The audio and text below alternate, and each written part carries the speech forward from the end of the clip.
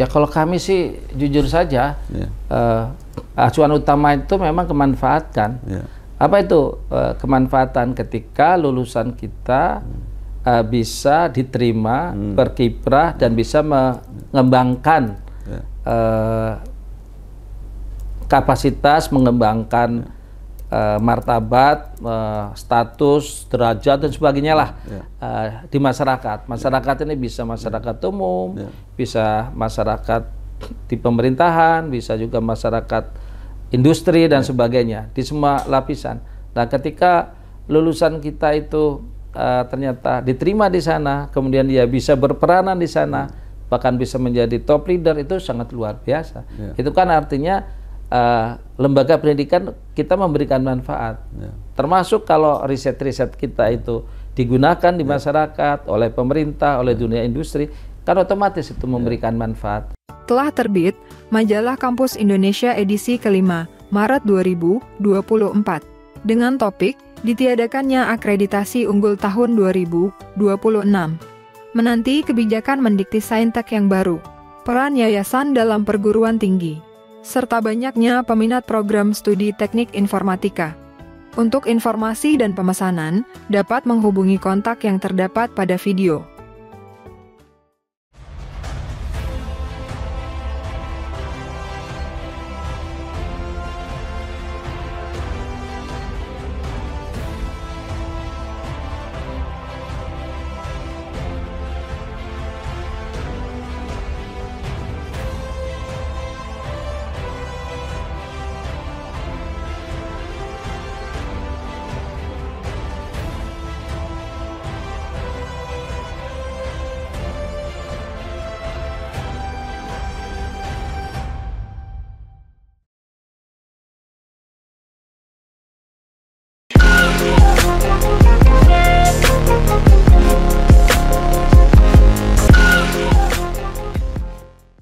Assalamualaikum warahmatullahi wabarakatuh. Waalaikumsalam warahmatullahi wabarakatuh. Bersama saya Bambang Sadono di kanal Inspirasi untuk Bangsa. Mudah-mudahan kanal ini selalu bisa memberi inspirasi, motivasi, dan edukasi. Kami sedang mempersiapkan beberapa video wawancara untuk memperkenalkan dunia pendidikan tinggi di Indonesia.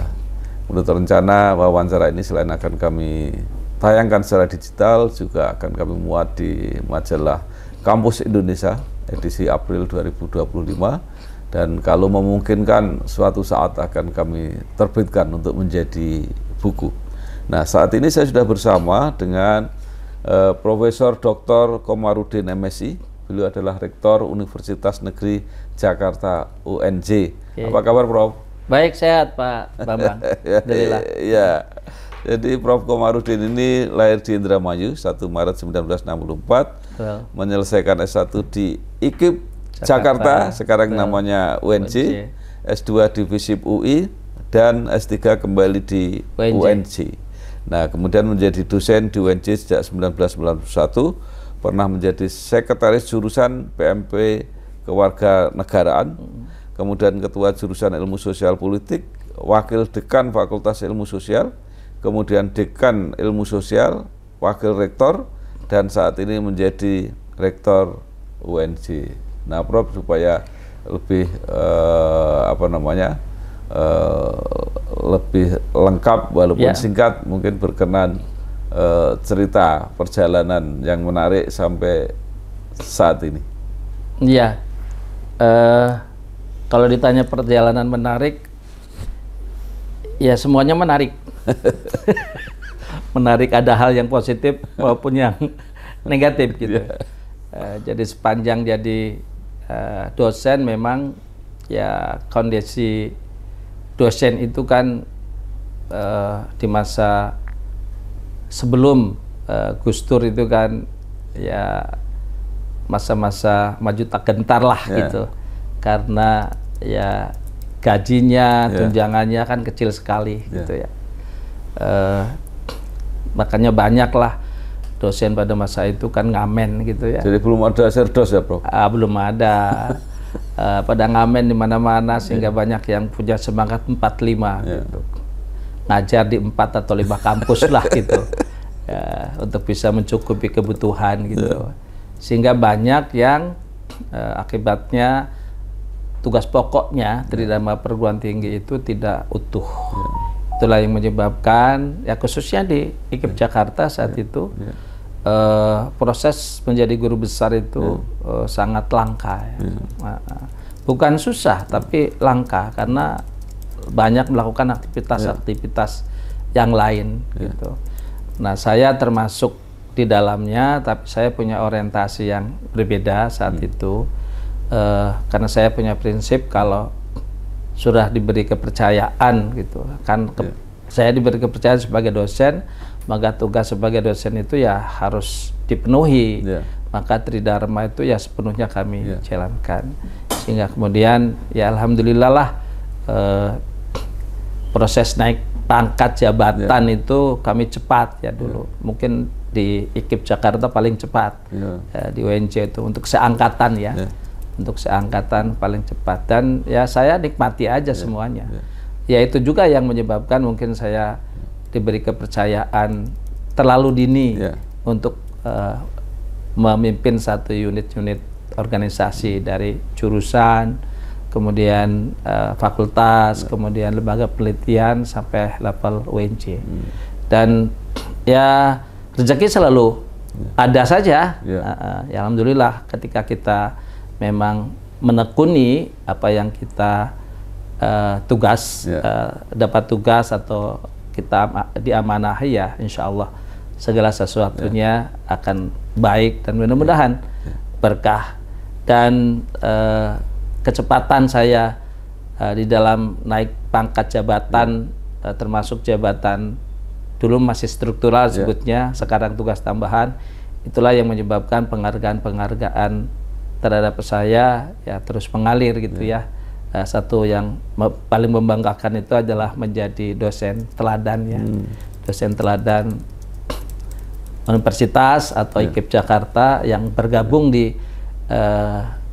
nasional itu disebut dosen teladan nasional gitu ya. Itu yang kalau 17 datang di sidang DPR itu ya, Bro? Ya, dan itu waktu itu saya datang, termasuk yang datang di Kalibata tanggal 16 tuh. Di DPR itu tanggal 16 biasanya, pidato kenegaraan. Tanggal 17-nya di istana. Dan saya alhamdulillah kebagian semua. Karena tidak semua dosen terangkut gitu. Kalau ke istana semua. Tapi kalau yang ke Kalibata tidak semua, kalau ke pidato kenegaraan tanggal 16 juga tidak semua. Ya mungkin ada manfaatnya. Saat acara awal itu saya diminta doa, ya saya iakan aja. Dan itu saat saya baru usia dosennya 5 tahun, baru 5 tahun. Baru 5 tahun. Sementara saingan saya itu kan senasional itu luar biasa. Saya belum doktor, tapi yang lain sudah doktor luar negeri, banyak karyanya dan sebagainya. Tapi kalau untuk level UNJ, untuk karya insya Allah saya saat itu memang yang paling baik. Nah itu ya yang paling mengesankan sebagai dosen. Selain juga pengalaman lain membina kemahasiswaan itu di bidang kepramukaan, kemahasiswaan lain, alhamdulillah saya banyak terlibat, sehingga ya mudah-mudahan memberikan manfaat bagi upaya mencerdaskan anak bangsa. Baik Prof, sebelum ini saya sudah pernah wawancara dengan Prof Komarudin. Waktu itu membahas tentang akreditasi unggul yang sudah dicapai oleh UNJ. Waktu itu sudah dikatakan ini sedang persiapan untuk menuju PTNBH. Betul. Perguruan tinggi negeri yang berbadan hukum. Nah sekarang sudah. Nah sudah mungkin bisa diceritakan itu mengenai proses maupun sampai sekarang. Iya, perjuangannya cukup berat juga ya. Kenapa berat? Karena tidak mengalami masa normal. Masa normal itu mungkin teman-teman dari UNESA, UNES, UT, UNY, USK, itu ada 5 ya kalau tidak salah yang berbarengan itu normal. Nah, tidak ada kejadian khusus, tidak ada kebijakan khusus. Masa kami UNJ dengan Unsri, 2 yang terus jalan, 3 lainnya tadinya 5, 3 lainnya tidak berlanjut. Ada Unila, kemudian ada Bali, Bali itu Udayana ya, Udayana, kemudian UNM Makassar. Itu 3 karena ada masalah masing-masing tidak berlanjut, kami yang berlanjut. Nah, dalam proses itu sebenarnya kami melakukan upaya kajian itu sejak 2023 ya. 2023, lalu harapan kami itu di 2024 itu selesai. Ya. Tapi tidak. Kenapa? Di 2024 itu ada kasus yang di Unila itu, kemudian yang utama kasus di UNS, ya. Kalau inilah itu yang mengakibatkan tidak lanjut, tapi yang UNS itu berakibat mengubah pemikiran di pemangku kebijakan, baik terutama di Kementerian Pendidikan tentang peran dan fungsi Majelis Wali Amanah. Majelis Wali Amanah, karena kasus yang terjadi di UNS kan adanya di MBA, sehingga ada pemikiran di PTNBH selanjutnya pengaturan tentang MWA, terutama fungsi ya, peran fungsi tugas ya, tugas dan fungsinya atur ulang, diposisikan supaya kalau ada sesuatu itu selesai di menteri, gitu. Dan itu muncul di pengaturan itu. Nah, dalam proses selanjutnya ketika di ujung 2024 itu muncul tentang undang-undang ASN kan, manajemen ASN kan, itu yang juga yang menyebabkan pengaturan tentang ASN di UNJ seperti apa, pengaturan kepegawaiannya seperti apa. Bolak-balik itu sampai 3-5 bulan itu, pertemuan berkali-kali, ya akhirnya ujungnya sih tetap saja seperti pola lama. Jadi di PTNBH itu tadinya mau digiring pegawai itu tanggung jawab PTNBH semuanya, kan nggak mungkin. Maka polanya tetap sama. Ada yang dari ASN, ada yang dari universitas. Yang ASN pengaturannya ya seperti ASN, yang universitas diserahkan ke universitas. Jadi jenis kepegawaiannya begitu. Tadinya mau diubah itu semua menjadi tanggung jawab, termasuk di P3K-nya itu. Kalau PNS-nya nggak jadi masalah, sudah oke. Di P3K-nya, bagaimana pengaturan P3K? Ini yang menyebabkan lama. Ada perbedaan pendapat juga antara Kementerian Pendidikan dengan Kementerian Hukum, dengan Setnek, dengan keuangan terutama beban kan, beban keuangan kan selalu dipikirkannya aspek itu, termasuk Menpan. Nah di Menpan ini karena belum ada turunannya, maka di rapat-rapat awal itu, rapat-rapat akhir itu belum masuk, tapi alhamdulillah di terakhir masuk sehingga cepat selesai. Itulah makanya kemudian di 2024 itu, tadi 2023 ya, 2024 akhirnya keluarlah PP 31 tanggal 14 Agustus 2024. Kalau yang tadi agak sulit itu maaf, saya keliru waktunya, di 2023. Persiapannya sejak 2022, penyiapan dokumennya, kira-kira begitu. Jadi PTNBH ke berapa? 24, Prof? 23 ya. Oh, 23 ya? Kami itu berarti 22. Oh, 22. Yang 23-nya Unsri, kalau salah. Dari 124 PTN? Ya, dari semua PTN. Ya, jadi luar biasa. Ya, alhamdulillah. Tidak termasuk perguruan tinggi Kemenak ya, Prof, itu? Enggak, Kemenak kan lain sendiri. Ya, berarti jumlahnya lebih banyak lagi kalau... Di Kemenak kan belum ada PTNBH. Yang mau diproyeksikan kan UIN Syarif Hidayatullah. Tapi itu juga akhirnya kan tadinya mau diserahkan ke UIN untuk mengatur, membuat aturannya. Tapi informasi terakhir itu juga belum berlanjut gitu. Jadi apa yang berubah dengan PTNBH yang diterima UNJ dengan yang sebelum-sebelumnya, Prof? Ya, yang berubah sangat drastis itu adalah otonomi ya. Otonomi akademik maupun otonomi keuangan. Ya, otonomi akademik yang banyak umum tahu kan, untuk pembukaan program studi tidak perlu lagi izin ke kementerian. Inisiasi oleh universitas, tapi tetap harus dikaji, dicermati, bahkan perlu ya rekomendasi untuk pada yang sejenis lah, ya, apakah ke asosiasi dan sebagainya atau asesmen awal ke ban PT dan sebagainya atau Lamdik dan sebagainya yang terkait lah, kira-kira seperti itu. Tapi tidak lagi perlu izin ya. Kemudian yang keuangan yang dirasakan ya bukan hanya digunakan langsung, tapi juga dananya kan disimpan kita sendiri gitu kan. Kemudian tidak masuk kas negara sehingga kemudian dalam perencanaan anggarannya tidak yang pendapatan universitas itu tidak masuk ke APBN. Walaupun kita tetap dapat dari APBN untuk yang gaji dan tunjangan itu tetap dapat dari APBN. Lalu ada juga dari APBN yang dulu BPTN tuh itu menjadi PTNBH dengan plus-plus tertentu lah gitu. Ya walaupun sekarang ya diefisiensikan 30%, gitu, 50%, sehingga terkoreksi 30 miliar dari 60 miliar terkoreksi 30 miliar. Dua hal itu yang utama ya. Dan dengan konsekuensi bahwa universitas dituntut adanya kemandirian finansial.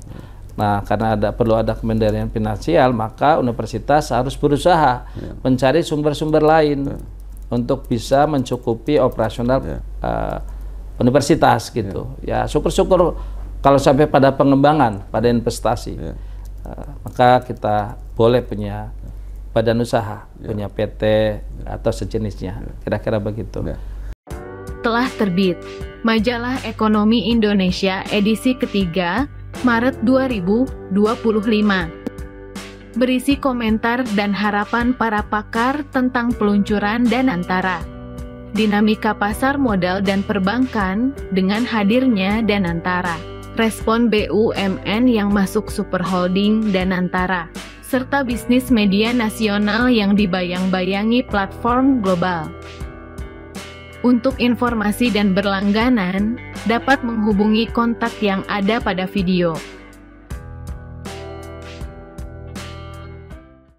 Itu sebelum jadi PTNBH, pasti kan sudah ada perencanaan, gambaran-gambaran nanti kalau sudah jadi apa itu? Secara umum sudah ada. Otonomi yang akan dilakukan dalam akademis ini. Kemudian dalam keuangan itu seperti apa dipraktekkan, Bro? Ya, kalau di bidang akademis itu kita memang sudah memetakan kita akan membuka prodi-prodi yang sesuai dengan kebutuhan masyarakat, kebutuhan masa depan, yang diminati masyarakat, yang termasuk untuk pengembangan keilmuan dan teknologi. Itu kita sudah pemetaan, kita sudah lakukan pemetaan prodi-prodi apa, dan itu sudah diusulkan oleh beberapa fakultas, tapi tetap kita harus melakukan kajian, harus matang betul, jangan kita buka sekarang karena dibutuhkan masyarakat, tapi tren di masyarakat berubah akhirnya tutup. Jangan sampai juga seperti itu, sehingga kalau bisa yang berkelanjutan atau berjangka panjang. Lalu di bidang finansial atau keuangan, kita sudah memetakan juga, terutama adalah optimalisasi aset. Aset-aset yang kita miliki itu harus dioptimalkan, misalnya untuk penyewaan, gedung, lahan, ruangan-ruangan, kira-kira seperti itu. Lalu sumber daya juga ini harus dioptimalkan untuk bisa katakanlah bekerja sama dengan pihak luar, sehingga kita bisa mendapatkan dana-dana kerjasama yang bisa menguntungkan berbagai pihak, kira-kira begitu. Lalu yang juga peluang bisnis ya. Nah, peluang bisnis ini kita kan punya prodi-prodi yang katakanlah bisa dihilirisasi, maka itu harus ditampung melalui usaha bisnis kita. Nah, maka dalam rangka itu kita sudah punya PT, namanya PT Edura Cipta Gemilang. Itu cikal bakal perusahaan, tapi sudah jalan sih. Nah, kita Yang sudah jalan retail, Eduramart, itu kerjasama dengan Indo Grosir yang ada di Cipinang itu. Lalu juga di bidang kuliner, konsumsi ya, untuk konsumsi paling tidak yang mudahnya untuk konsumsi rapat dan sebagainya kan perlu minum, makan dan sebagainya. Juga kegiatan-kegiatan. Nanti kedepannya kita akan punya tata boga atau seni kuliner. Itu nanti kita akan buka restoran atau rumah makan dan sejenisnya yang mudah-mudahan bisa terus berkembang. Punya juga fashion, punya juga busana, kita tata busana, punya juga tata rias gitu. Yang itu punya peluang untuk membuka bisnis. Dan itu yang terkait dengan bidang keahlian ya. Lalu mungkin juga ada bisnis, jenis-jenis bisnis lain yang tidak terkait dengan prodi kita ya. Sekarang kita sedang berusaha, sudah ada tim kajiannya bagaimana UNC punya bisnis di bidang peternakan misalnya, peternakan sapi ya misalnya. Jadi kan menarik sekali ini ya, menarik sekali karena dari hulu ke hilirnya itu punya nilai komersial gitu, punya nilai komersial. Misalnya untuk pengadaan sapinya ya, kemudian butuh pangan kan. Nah ternyata pangan ini kan ternyata bisa dikemas, bisa konsentrat, bisa bentuk lain dan sebagainya. Dan itu kan perlu lahan untuk tanaman bahannya misalnya, apakah itu rumput, apakah indigo vera, apakah kelor atau yang lain-lain. Ternyata itu bisa dikemas untuk menjadi pakan gitu kan. Lalu sapinya itu sendiri bisa untuk susu, bisa untuk daging gitu, dan itu bisa sangat manfaat ya, karena di kita aja ada tata boga, ada IKK gitu dan sebagainya yang bisa untuk olahan-olahan, dan itu sudah bahannya sudah rancangannya sudah ada. Lalu limbahnya juga itu bisa diolah, bisa menjadi pupuk organik, bisa menjadi biogas dan sebagainya. Jadi itu saja sudah sangat menarik. Gitu. Nah, Prof, UNC ini kan di kota. Ya. Nah, itu kalau peternakan itu di mana? Ya, kita sedang mencari lahan. Nah, kerjasama dengan pemerintah daerah. Dan itu sudah rancangannya sudah ada. Ya, mudah-mudahan itu mendapat dukungan dari pemerintah daerah. Yang paling sekarang saya intens membantu di Kabupaten Indramayu. Jadi di sana ada lahan luas, dan di sekitar itu ternyata sudah banyak peternakan sapi sekitar wilayah Cikamurang ya, Gantar Cikamurang itu banyak sekali. Apa itu juga dikaitkan dengan apa PSDKU? Oh, kalau PSDKU memang kita juga punya rencana. Yang sudah ada permintaan itu Cianjur ya, Cianjur. Tapi ini dari organisasi lembaga yang memang ingin melestarikan pencaksilat di Cianjur. Nah, pengen untuk melestarikan pencaksilat di sana, bagaimana caranya? Ya kalau lembaga pendidikan saya bilang PSDKU, gitu ya, PSDKU. Kita ada prodinya itu. Mungkin kalau untuk jadi pelatih, pendidikan kepelatihan olahraga. Tapi memang kita harus ada kebutuhan masyarakat setempat, dan itu ditunjukkan oleh minat dari pemerintah kabupaten. Kira-kira begitu. Lalu di Indramayu juga, itu kan sekarang ini kan masalah pendidikan sangat memprihatinkan. IPM-nya rendah gitu kan. Terlihat dari rata-rata lulus lama sekolah itu hanya 6,7. Artinya kelas 1 SMP aja nggak selesai itu 6,7. Masalah-masalah lain. Maka kami juga berpikir akan membantu lembaga pendidikan guru. Apakah kita nanti membangun PSDKU dalam bentuk sekolah pendidikan guru? Ya, tentu SPG dalam masa kini. Kalau masa dulu kan hanya untuk guru SD. Sekarang sekolah pendidikan gurunya ya untuk semua level, untuk PAUD, SD, SMP, SMA, SMK gitu. Berarti harus sarjana? Ya sarjana. Kan syarat jadi guru kan memang harus sarjana. Sarjana atau D4 gitu. Jadi memang ada pikiran-pikiran untuk pengembangan PSDKU semacam itu, tapi kuncinya memang dibutuhkan oleh masyarakat setempat, termasuk untuk pengembangan daerah. Kalau nanti berdiri kampus kan pasti berkembang masyarakat kan, dalam berbagai halnya juga. Gitu. Jadi kalau bicara tentang guru itu memang masih dibutuhkan ya? Sangat, Pak. Kan perguruan tinggi sudah banyak yang menyiapkan itu. Banyak, tapi supply-nya itu berlebihan, jadi oversupply. Kebutuhan di lapangannya masih sangat banyak. Tapi untuk menjadi guru kan harus ada rekrutmen resmi. Rekrutmen resminya apa? Rekrutmen resminya ya penerimaan ASN itu. Atau kalau di swasta memang biasanya lepas. Nah, untuk ASN kalau berdasarkan undang-undangnya itu kan harus lulus sertifikasi guru. Maksudnya harus punya sertifikat pendidik, ya, sertifikat pendidikan, harus lulus PPG, gitu. Walaupun sekarang belum belum semuanya seperti itu, karena entry atau input untuk seleksi CPNS tuh yang fresh graduate pun tanpa itu masih berkali-kali dilakukan, sehingga terus menjadi masalah, Pak. Jadi masalahnya apa? PPG-nya nggak selesai-selesai. Pendidikan profesi guru itu nggak selesai-selesai.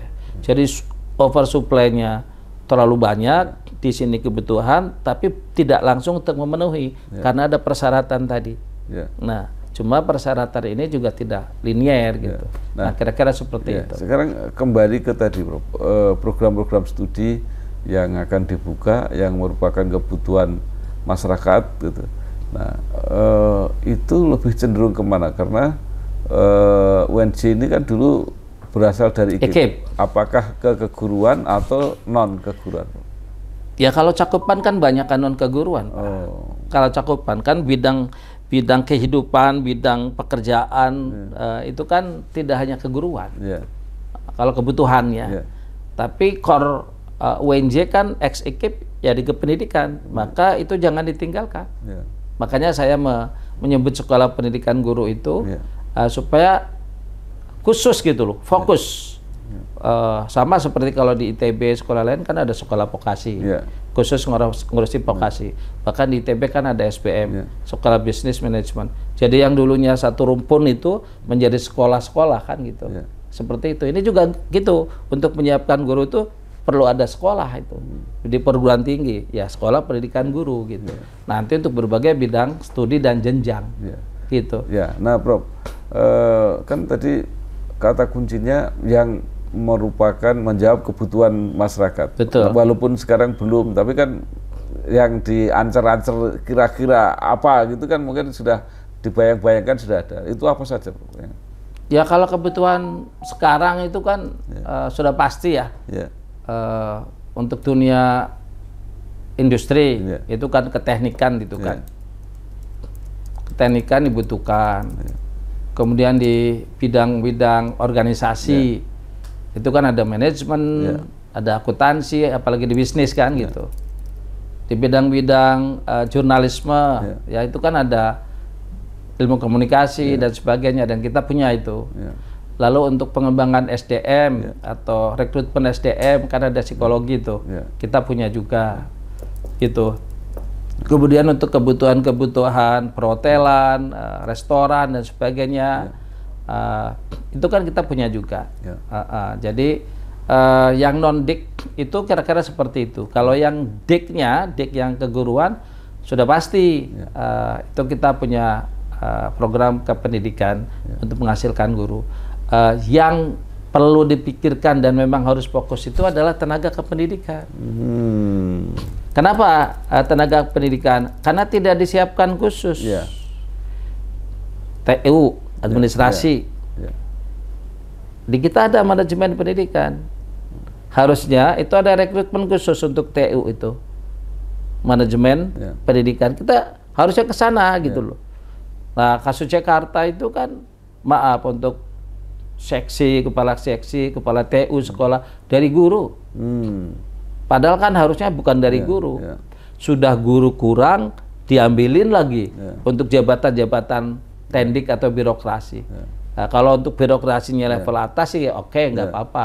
Itu bagian dari pengembangan. Tapi kalau yang tingkat operasional gitu, ya saya kira ya jangan ngambil guru gitu harusnya. Nah, untuk SD aja. Memang sekarang kan kebijakannya SD itu nggak ada TU, nggak ada ketatausahaan, maka dirangkaplah oleh kepala sekolah, oleh guru. Ke depan memang harus dipertimbangkan itu, jadi tidak hanya di SMP. Nah, sehingga yang di kita ada manajemen pendidikan itu diorientasikan untuk kalau di perguruan tinggi lain namanya administrasi pendidikan, kayak di UPI kan administrasi pendidikan, itu memang diorientasikan untuk tenaga kependidikan gitu. Jadi seleksinya khusus memang begitu. Jadi intinya sih jangan ngambil dari guru. Untuk laboran misalnya, untuk laboran kan bisa aja sarjana pendidikan, jadi sarjana pendidikan biologi, fisika, teknik dan sebagainya. Jadi yang non serdik yang belum ikut PPG bisa di S1 tuh sebagai laboran, sebagai apa dan sebagainya. Harusnya ke sana, dan itu harus dipetakan memang. Harus dipetakan, dan itu kayaknya belum serius yang ke situ. Nah, biasanya roadmap perguruan tinggi itu yang sudah akreditasi unggul PTNBH itu internasionalisasi. Nah, kemudian ada double degree, ada student exchange, ada joint research dan sebagainya. Itu seperti apa, Prof? Ya jujur saja, ketika sudah menjadi PTNBH, maka targetnya memang menjadi world class university. Untuk bisa menjadi world class university, maka internasionalisasi wajib menjadi program unggulan, menjadi program prioritas. Nah, untuk internalisasi itu banyak hal, banyak hal. Apakah itu riset, kolaborasi riset internasional, apakah di bidang pendidikan, bidang pendidikan kita bisa mendatangkan dosen-dosen asing, ajang profesor atau yang bentuk lain, termasuk mahasiswanya, termasuk kerjasama dual degree itu tadi atau double degree gitu ya, atau bentuk-bentuk lain lah. Itu memang harus kita siapkan betul, termasuk di aspek pemeringkatan. Walaupun jujur kalau saya sendiri sih tidak terlalu tidak terlalu ranking minded gitu, karena jujur saja itu selain menyandra program-program pengembangan kita, juga akhirnya ya seperti Eptanas dulu, seperti WN dulu, orientasinya pada ranking gitu. Jadi dengan cara-cara yang ya menurut saya akhirnya tidak natural gitu. Nah, jadi yang penting sih kalau kami, yang penting tata kelolanya ditingkatkan, ya kalau bisa tata kelola standar internasional seperti apa, produktivitas akademiknya ditingkatkan, inovasinya ditingkatkan, kerjasamanya ditingkatkan, sehingga kinerja dan reputasi akademiknya semakin meningkat. Nah, harapan kita ketika secara natural, secara substantif aspek itu dikembangkan, maka untuk pemeringkatan kita tidak sulit gitu. Yang kita khawatirkan kan ikut pemeringkatan, pengen peringkatnya tinggi lalu dilakukan cara-cara yang tidak fair. Karena kan kalau kita lihat berdasarkan perankingan ini, kok muncul ya universitas ini, kok muncul ya universitas ini, padahal di dalam kenyataan sehari-harinya kan nggak kelihatan gitu. Yang kita menghindari hal yang seperti itu. Nah, kalau dikaitkan dengan kemanfaatan, artinya kemanfaatan untuk masyarakat, kira-kira yang berguna gitu, arahnya ke mana programnya itu? Ya kalau kami sih jujur saja, acuan utama itu memang kemanfaatan. Apa itu kemanfaatan? Ketika lulusan kita bisa diterima, berkiprah dan bisa mengembangkan kapasitas, mengembangkan martabat, status, derajat dan sebagainya lah di masyarakat. Masyarakat ini bisa masyarakat umum, bisa masyarakat di pemerintahan, bisa juga masyarakat industri dan sebagainya, di semua lapisan. Nah, ketika lulusan kita itu ternyata diterima di sana, kemudian dia bisa berperanan di sana, bahkan bisa menjadi top leader, itu sangat luar biasa. Itu kan artinya lembaga pendidikan kita memberikan manfaat, termasuk kalau riset-riset kita itu digunakan di masyarakat oleh pemerintah, oleh dunia industri, kan otomatis itu memberikan manfaat. Oleh karena itu, maka orientasi kita yang kami pikirkan sekarang ini, bagaimana riset-riset itu mempunyai manfaat real bagi masyarakat, bagi pembangunan, bagi dunia industri. Nah, arahnya kena. Bagaimana lulusan kita dorong agar mereka punya kapasitas, punya kompetensi yang siap untuk bisa berperanan di dalam melakukan perubahan dan pengembangan masyarakat, berbagai segmen dan lingkungannya. Gitu. Telah terbit Majalah Kesehatan Indonesia edisi kedua, Maret 2025. Dengan topik RSI Sultan Agung siap melayani suntik stem cell. Juga, IDI akan perjuangkan anggaran minimal bidang kesehatan. Untuk informasi dan berlanggan, silahkan hubungi nomor yang tertera pada video.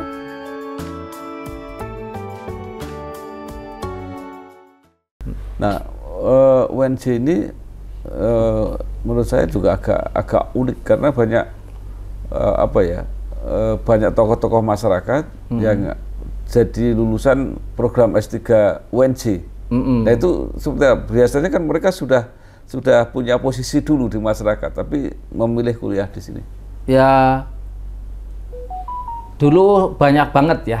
Dulu banyak banget. Sudah jadi menteri, sudah jadi anggota DPR gitu kan. Meneruskan S3-nya di UNJ. Ya, bisa jadi itu karena ada kemudahan-kemudahan. Ada kenyamanan-kenyamanan. Ya. Walaupun kemudian juga akhirnya terkenal lah gitu, masalah gitu kan. Misalnya dari sisi kaidah akademik, tata kelola akademik dan sebagainya, ada yang kendor-kendor lah gitu. Kami perbaiki itu. Ya, sejak ada evaluasi lah dari kementerian, kita perbaiki. Misalnya kelas-kelas kerjasama yang di 12 tempat, lalu kelas-kelas khusus dengan rekrutmen khusus, itu kita semua sekarang sama melalui satu sistem seleksi melalui kantor admisi.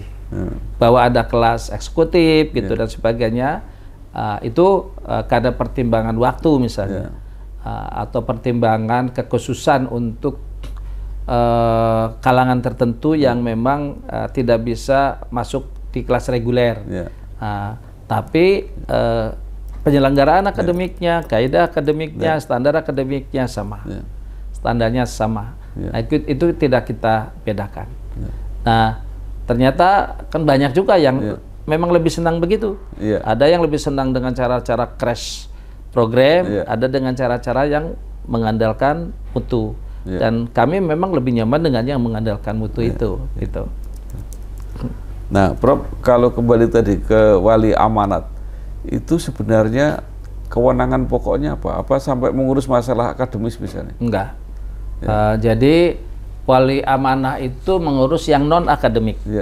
Yang akademiknya di senat akademik. Yang non akademik itu bisa bidang kepegawaian, bisa bidang keuangan, bisa infrastruktur. Nah, itu non akademik gitu. Nah, termasuk ya di organisasi, bidang organisasi, kepemimpinan universitas itu di bawah kemenangan Majelis Wali Amanah.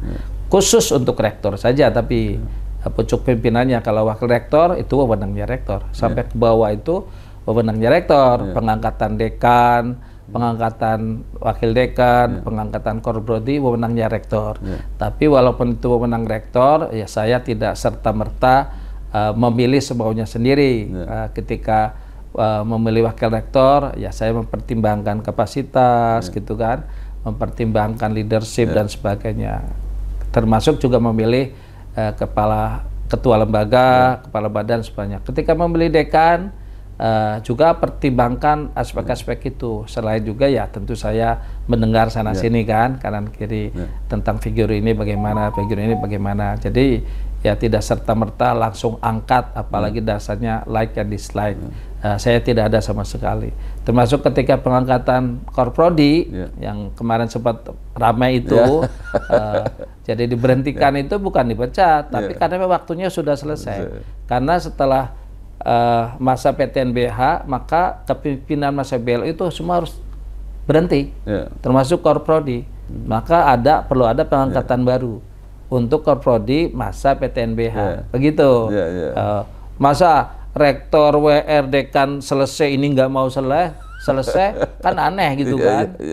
Apalagi dengan omongan-omongan tertentu. Tapi ketika untuk pengangkatan Korprodi kan itu perangkatnya fakultas.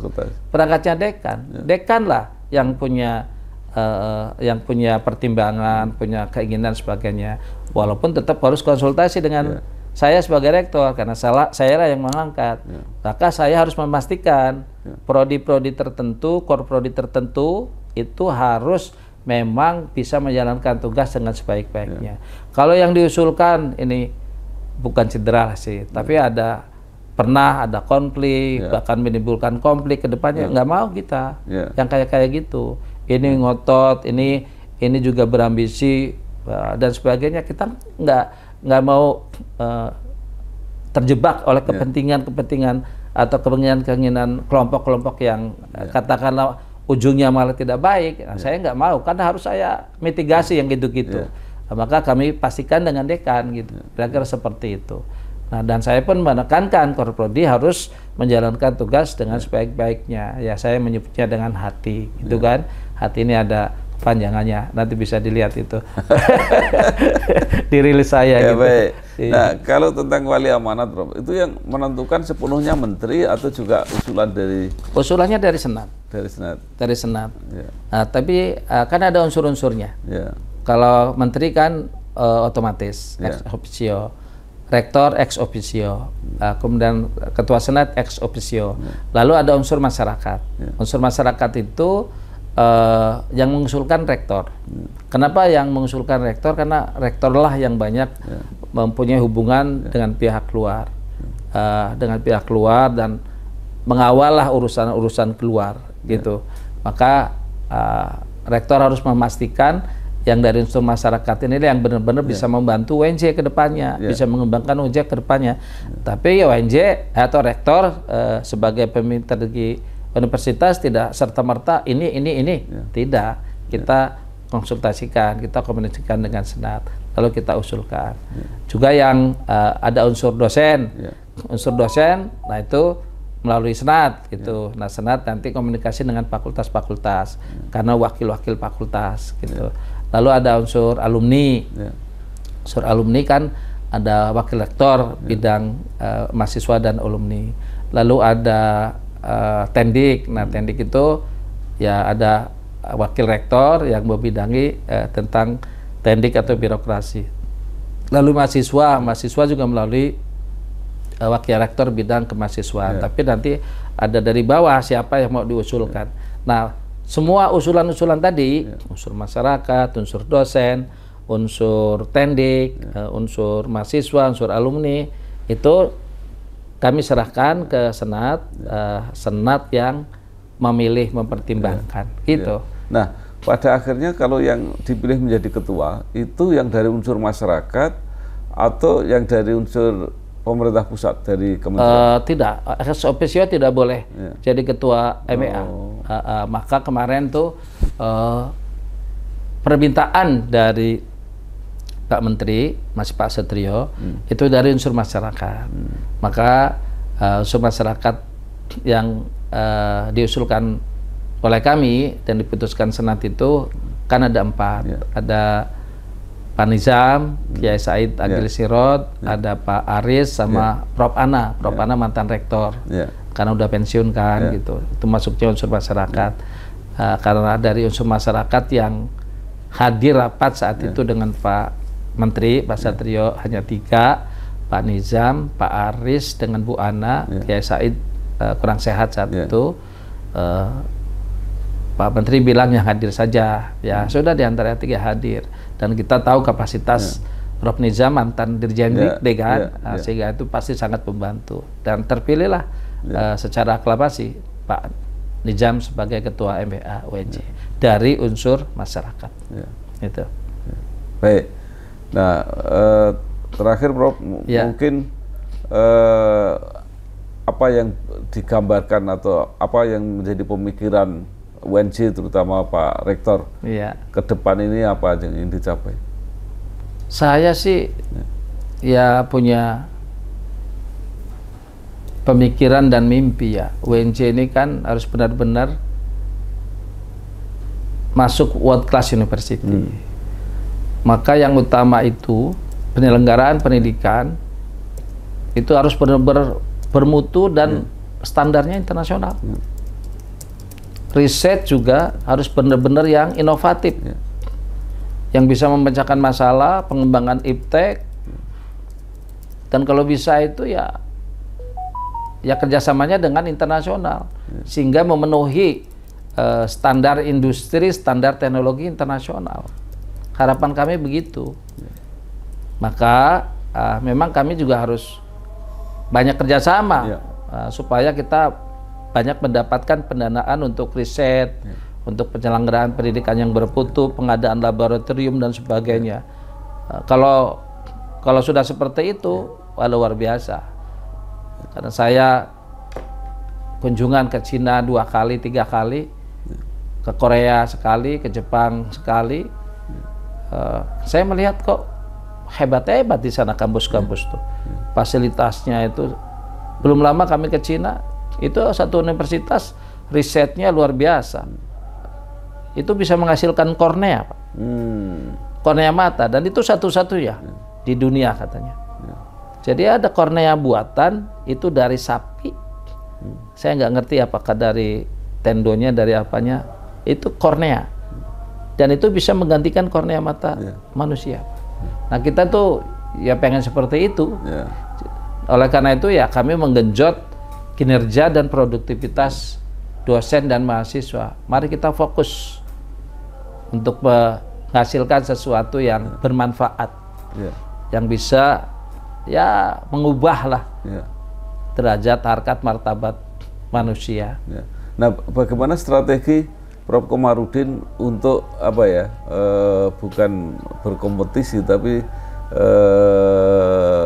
apa namanya, untuk menghasilkan yang lebih baik dari perguruan tinggi existing yang memang sudah lama. Ya, kita kan budayanya budaya, maaf ya, ibaratnya budaya mengajar, Pak. Dulu itu kan budaya mengajar. Dianggap kalau mengajar udah selesai. Riset pun jarang dulu kan. Pengabdian kan ala kadarnya juga. Nah, maka sekarang ya mengajar juga harus mengajar yang berkualitas, up to date terus, update terus dia ilmunya sesuai dengan perkembangan. Lalu ketika ada masalah-masalah atau ada rasa ingin tahu atas sesuatu, itu lakukan riset untuk menghasilkan sesuatu yang baru, yang inovatif. Nah, itu memang harus didorong terus, didorong terus. Ya, itu harus dituangkan juga ke dalam payung penelitian, dalam program-program. Nah, kita maunya begitu, tapi itu kan perlu biaya, Pak. Nah, kalau biayanya masih kayak gini, memang agak berat, Pak. Maka mungkin ada skala prioritas. Maka mungkin ada proyek-proyek lah. Ya, diantaranya kami sekarang ini peternakan sapi. Walaupun kami bukan universitas yang punya prodi peternakan, tapi kayaknya ini menarik, dan saya udah kumpulkan satu tim berminat. Saya bilang punya kemampuan nggak teman-teman secara individual, dosen-dosen itu walaupun nggak ada prodinya, dia ada yang sudah meneliti itu. Jadi insya Allah lah, insya Allah. Baik. Terima kasih sekali, luar biasa penjelasan Bapak Rektor Universitas Negeri Jakarta, Bapak Profesor Dr. Komarudin. Mudah-mudahan apa yang disampaikan ini benar-benar nanti terwujud, Prof. Amin. Dan kasih apa PTNBH yang berkelas dunia. Ya. ke-22 ini dari 124 perguruan tinggi negeri se-Indonesia akhirnya terus berprestasi. Amin. Dan world class university tadi akan tercapai. Mohon doa dan dukungan. Sekali lagi terima kasih, sukses. Wassalamualaikum warahmatullahi wabarakatuh. Waalaikumsalam warahmatullahi wabarakatuh. Terima kasih, Bro. Sami-sami. Telah terbit Majalah Politik Indonesia edisi ke-7 Maret 2025. Membahas koalisi permanen Partai Super Terbuka dan Kemenderkol. Kolom Yudi Latif. Pemimpin baru tata kelola baru. kekompakan Prabowo, SBY, dan Jokowi, serta menanti berakhirnya dualisme PWI. Untuk informasi dan pemesanan bisa menghubungi nomor yang ada pada video.